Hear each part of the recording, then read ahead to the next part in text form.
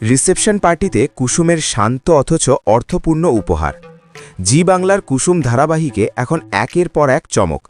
গাঙ্গুলি পরিবারে ঈশানের বিয়ে, দেবলীনাকে প্রকাশ্যে আনা, তারপর জেল, সব মিলিয়ে কুসুমের জীবনে চলছে টানা টানা পড়েন।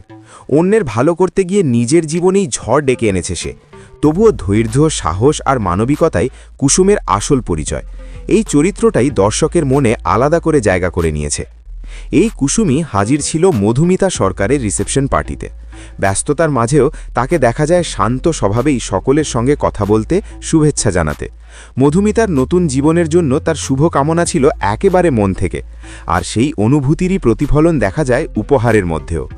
রিসেপশন পার্টিতে কুসুম মধুমিতাকে উপহার দেন একটি সুন্দর ডিনার সেট। ঝলমলে আলো বা চমক নয়, বরং নতুন সংসারের জন্য দরকারি ও ব্যবহারিক একটি উপহার। কুসুমের মতোই এই উপহারেও ছিল সরলতা আর আন্তরিকতা। মধুমিতাও হাসি মুখে উপহারটি গ্রহণ করেন। রিসেপশনের ভিড়ে কুসুমের এই ডিনার সেট উপহার যেন নিঃশব্দেই আলাদা করে নজর কাড়ে।